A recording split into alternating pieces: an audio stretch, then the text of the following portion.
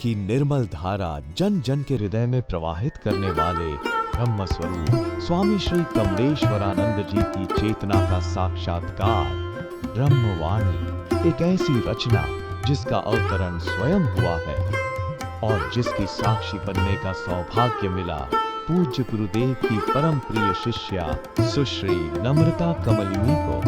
भावना और भक्ति का अनंत प्रवाह है ब्रह्मवाणी, तप और ज्ञान का अमृत कोश है ब्रह्मवाणी, प्रेम और समर्पण का साकार स्वरूप है ब्रह्मवाणी, आस्था और विश्वास का अनन्य मार्ग है ब्रह्मवाणी। आइए हम सभी ब्रह्मवाणी को जीवन में उतार कर अपनी आत्मा को परमात्मा से एकाकार करें। फिर न जय होगी न पराजय, न हर्ष होगा न विषाद, न सुख होगा न दुख, न लोक होगा न परलोक होगा, होगा तो सिर्फ प्रेम और परम आनंद। ब्रह्मवाणी पुस्तक के रूप में प्रकाशित है। ब्रह्म स्वरूप तत्व चिंतक मंत्र तंत्र यंत्रविद पूज्य गुरुदेव स्वामी श्री कमलेश्वरानंद जी द्वारा रचित मानव उपयोगी विभिन्न विषयों पर साधनात्मक रहस्यों से परिपूर्ण पुस्तकें श्री गुरु रहस्यम, साधना विधान रहस्यम, गुरु पादुका विधान रहस्यम, यज्ञ विधान रहस्यम, षोडश संस्कार दीक्षा रहस्यम तथा पूज्य गुरुदेव के दिव्य प्रवचनों भजनों की सीडी वीसीडी डीवीडी प्राप्त करने और भारतीय संस्कृति की धरोहर ज्योतिष मंत्र तंत्र यंत्र जैसी गोपनीय रहस्यों से भरपूर जीवन की समस्त समस्याओं का समाधान कराने वाली आध्यात्मिक पत्रिका निखिल सत्य दर्शन की सदस्यता के लिए संपर्क करें।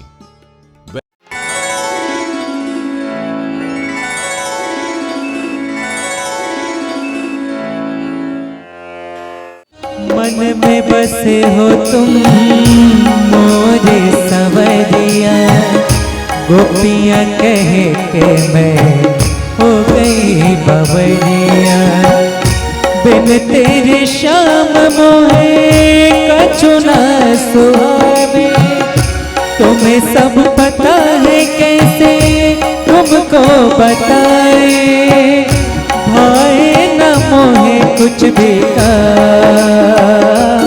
ओ श्याम, ओ श्याम, ओ श्याम, ओ श्याम,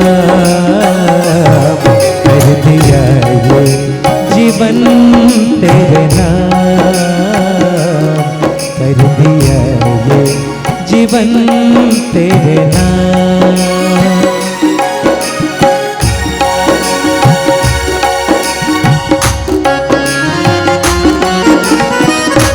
जय हो, सभी लोग मीठी मीठी ताली बजाते रहें।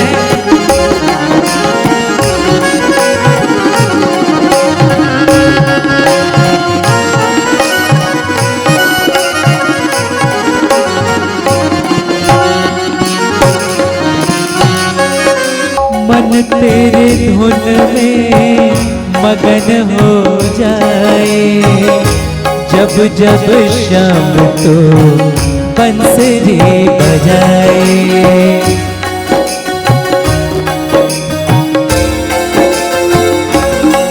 ओ मन तेरे धुन में मगन हो जाए, जब जब शाम तो बंसरी बजाए, सावली सूरत मोहे अति मन भावे, व्याकुल मन मोरा भागा जाए, ढूंढती फिरूं मैं सुबह शाम, ओ शाम, ओ शाम, ओ शाम,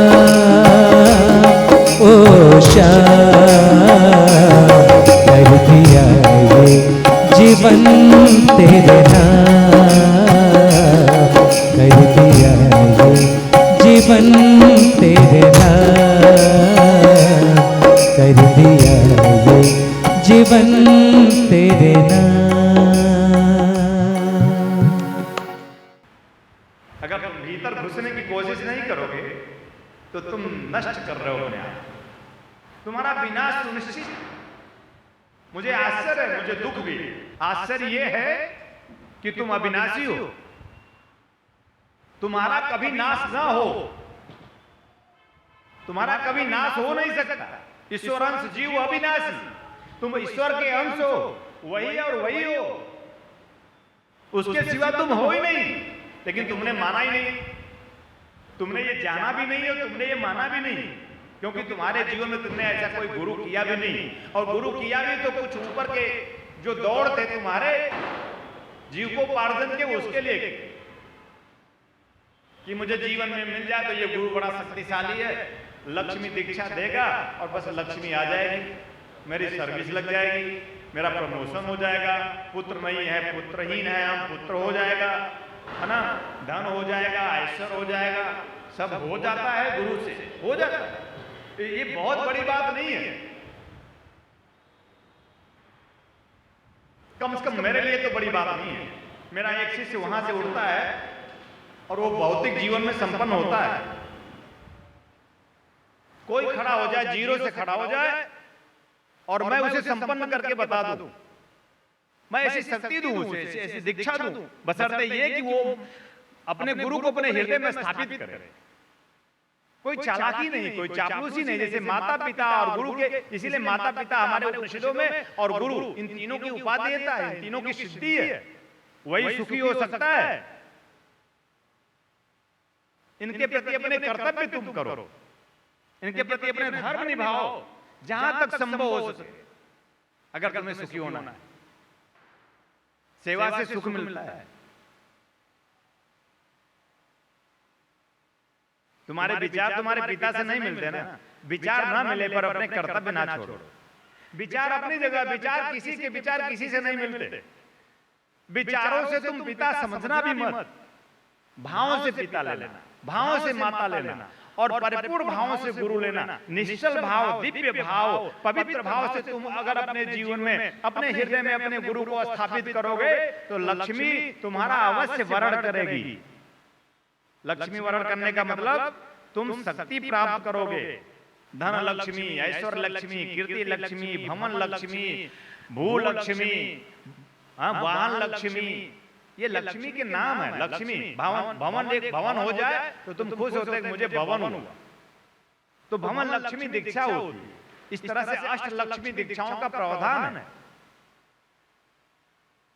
कि तुम ऐसे शक्तिशाली बनोगे, ऐसी चेतनापूर्ण बनोगे, ऐसे ज्ञानपूर्ण बनोगे, ऐसी क्षमतापूर्ण बनोगे तो तुम ये सब अर्जित कर लोगे। ऐसा नहीं कि कोई लक्ष्मी आएगी और बोलेगी जा ले, ये ले ले, भवन खरीद ले। गलत है। लक्ष्मी शक्ति है, लक्ष्मी चेतना है, लक्ष्मी क्षमता है, उस परम ब्रह्म परमात्मा की एकमात्र चेरी है। धर्म युक्त पुरुषार्थ करो। धर्म जब युक्त पुरुषार्थ करोगे तो तुम अपने जीवन में अर्थ युक्त पुरुषार्थी बनोगे, तब तुम्हारे जीवन में अर्थ आएगा। यहां हमने किया कि अर्थ को पुरुषार्थ बनाया, हमने द्वितीय कर दिया धर्म। प्रवंचना है कि धन नहीं होगा तो धर्म कैसे करेंगे, धन नहीं होगा तो हम मंदिर कैसे बनाएंगे, धन नहीं होगा तो हम अगरबत्ती कैसे खरीदेंगे, धन नहीं होगा तो हम दिया कैसे जलाएंगे। अरे इस दिए को जलाने की जरूरत ही नहीं, दिए तो तुम हो, तुम्हारा दीप जलना चाहिए।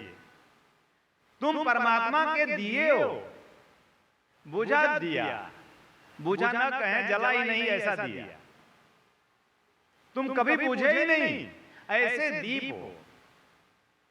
इसलिए जो पहुंच गए, बुद्ध पहुंचे तो उन्होंने कहा कि अपने दीप बनो, अपने दीप प्रज्वलित करो। अंतिम समय में अंतिम शिक्षा दीक्षा उन्होंने अपने शिष्यों को दी। जब वो शरीर त्याग रहे थे तो उन्होंने कहा अपने दीप प्रज्वलित कर लो, क्योंकि मैं अब जा रहा हूं। आप कल्पना नहीं कर सकते, आप ब्रह्मवाणी पढ़ लीजिए, उसमें ब्रह्म से साक्षात्कार की क्रिया है। ब्रह्मवाणी पूर्ण प्रकाश में होने की क्रिया है। ब्रह्मवाणी पूर्ण दिव्यता से परिपूर्ण होने की क्रिया है। ब्रह्मवाणी इसी कलयुग में। आपके मन में कलयुग मतलब ये कोई युग नहीं है ऐसा कि जिसमें हम जीवन में पूर्णता प्राप्त करें। गोस्वामी जी ने लिखा कलयुग समयुग आनंद नहीं, जो नर कर विश्वास। अगर तुम विश्वास करो एक जीवित गुरु, एक जागृत गुरु, एक चैतन्य गुरु में श्रद्धा विश्वास से परिपूर्ण होकर तुम मुझसे गुरु दीक्षा धारण करो और अहर्निश अपने दीप ज्योति को प्रज्वलित करने की प्रार्थना करो, तो मैं वादा करता हूं मैं तुम्हारे इसी जीवन में मैं तुम्हारे दीप को प्रज्वलित कर दूंगा। लेकिन तुम्हारी तरफ से ये होना चाहिए, गुरु दीक्षा जरूरी है। अपने जीवन लक्ष्य को वही पूर्णता के साथ, यानी लक्ष्मी को वही चेरी बना सकता है जो गुरु दीक्षा लेता है। लक्ष्य को प्राप्त करने के लिए गुरु दीक्षा जरूरी है। उपनिषदों में यही कहा, इसलिए राम ने भी गुरु दीक्षा ली, इसलिए कृष्ण ने भी गुरु दीक्षा ली। नहीं ली सांदीपन संहिता है, आप तो पुस्तकों का नाम सुने होंगे, उससे भी सुनकर भी क्या होगा। उसमें 40 श्लोक है, 40 श्लोकों में 6 श्लोक हैं सम्मोहन वशीकरण के। अपने व्यक्तित्व को कैसे ऊंचा उठाओ, अपने आंखों में कैसे एक ज्योति जलाओ, अपने आत्म दीप को कैसे प्रज्वलित कर लो, ये कृष्ण ने किया। सांदीपन के पास रहकर 10 साल रहे वहां पे, 10 साढ़े 10 साल तक सेवा की गुरु की। उनसे 108 दीक्षाएं प्राप्त की। शंकराचार्य ने शंकर भाष्य में 108 दीक्षाओं का उल्लेख किया। शिष्य बनो, शिष्य बनोगे तो सीखने की क्रिया करो, शिष्य बनोगे तो जिज्ञासा होगी। अभी तो तुम संदेह करते हो, संदेह जीव करता है और जीव दुखी होता है। तुम सब संदेही जीव हो, आपस में घर परिवार में तुम संदेह से परिपूर्ण हो। पति पत्नी पर, पत्नी पति पर, बेटे बेटियों पर, सब एक दूसरे में, माता पिता पर, सब संदेह से तुम्हारा जीवन गतिशील तुम कर रहे हो, जिससे तुम्हारे जीवन में दुख है। संदेह है तो दुख है, संदेह है तो द्वंद्व है, संदेह है तो तनाव, कोई क्लियर नहीं। और मैं चाहता हूं कि तुम ये बोझिल जीवन ना जियो, मैं चाहता हूं कि तुम सुखी जीवन जियो। मैं चाहता हूं कि तुम अपने तन को स्वस्थ और सुंदर बनाओ। मैं चाहता हूं कि तुम अपने मन को दिव्य और निर्मल बनाओ। अब ये सब गुरु दीक्षा कैसे होगा? गुरु दीक्षा से। तन की शुद्धिकरण केवल गुरु दीक्षा से, गंगा में स्नान करने से नहीं। कुंभ में जाकर गंगा स्नान करने से तन शुद्ध नहीं होता, उससे अच्छा तो नल के पानी से तन शुद्ध हो जाता है। वो शुद्ध होना कोई शुद्ध होना नहीं है। गुरु गंगा में स्नान करो, गुरु दीक्षा लेकर गुरु मंत्र साधना नित्य करो, तब तुम्हारा तन शुद्ध बनेगा।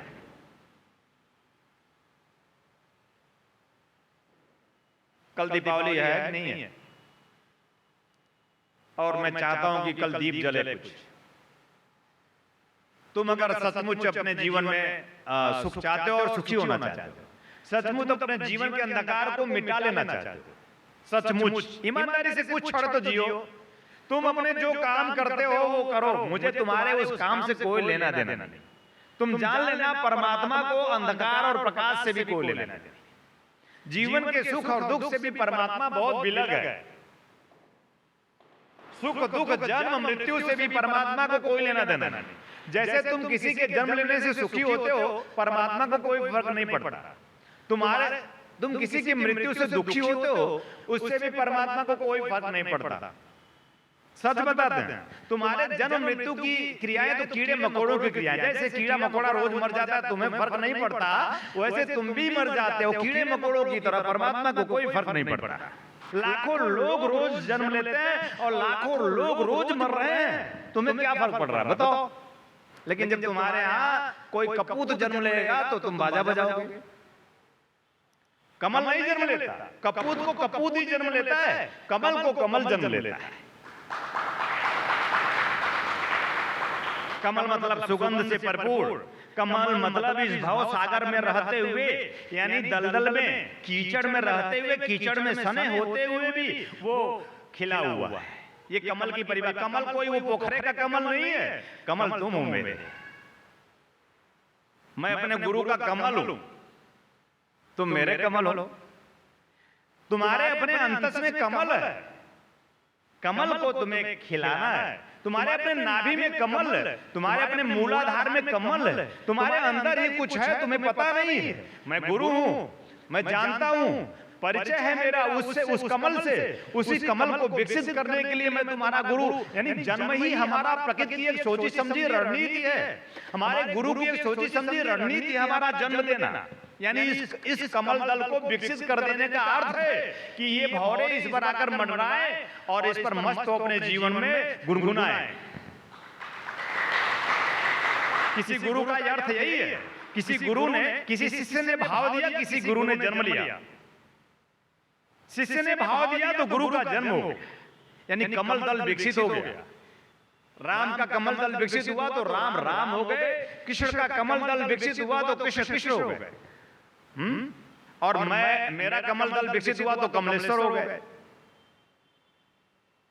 यही नाम, तुम्हारा नाम तुमने अपना नाम मान लिया, कोई नाम तुम्हारा नाम नहीं, यूं तो सभी नाम उसके नाम, कोई नाम उसका नाम नहीं, सभी नाम उसके नाम। अपने बेटे का नाम निखिल रख लो, अपने बेटे का नाम कमल रख लो, अपने बेटे का नाम अखिल रख लो, लेकिन ये नाम है कौन? ये नाम किससे है? ये सब उस एक प्रभु का नाम है।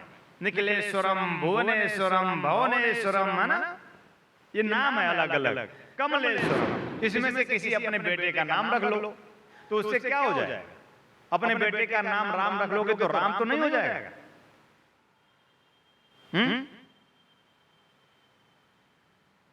जब तक उसका अपना राम प्रकट नहीं होगा, जब तक उसका अपना राम वजूद, अपना अस्तित्व, अपना वो शाश्वत जन्म नहीं लेगा।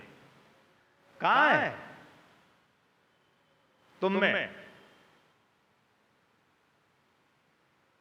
कोई कहता है कि नाभि में है, कोई कहता है कि हृदय में है। ते ब्रह्मलोक के परांत काले पराबिता परमुचिंत सर्वे, यानी वो हृदय में एक गुफा है, हृदय में। उस गुफा में, अब तुम बाहर की गुफा में खूब दौड़ लगाते हो। जब बेटे बेटियों द्वारा सताए जाते हो सोचते हो कि जंगल ज्यादा अच्छा है।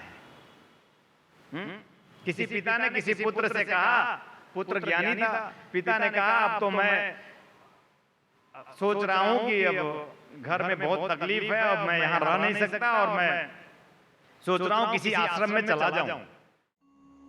दीपावली की रात्रि महालक्ष्मी की रात्रि। इस रात्रि में हम सभी सपरिवार महालक्ष्मी की पूजा साधना करते हैं, किंतु वेदों एवं पुराणों में बताया गया है कि महालक्ष्मी की प्रसन्नता कुबेर पूजा साधना के बिना संभव ही नहीं। इसलिए हम आपके लिए लाए हैं संपूर्ण विधि विधान सहित महालक्ष्मी कुबेर साधना पैकेज। महालक्ष्मी कुबेर साधना से धन दान, सुख शांति और समृद्धि प्राप्त होती है। महालक्ष्मी कुबेर साधना से निश्चित ही व्यवसायिक उन्नति होती है। महालक्ष्मी कुबेर साधना से हमारी निश्चित मनोकामनाएं पूर्ण होती हैं। फिर अब क्या सोचना, आपको जो भी चाहिए अवश्य मिलेगा ही। बस जरूरत है दीपावली की इस महारात्रि पर पूर्ण श्रद्धा विश्वास के साथ महालक्ष्मी कुबेर साधना संपन्न करनी है। फिर देर किस बात की, इस बार चूकिएगा नहीं, बस फोन उठाइए और मंगा लीजिए महालक्ष्मी कुबेर साधना पैकेट।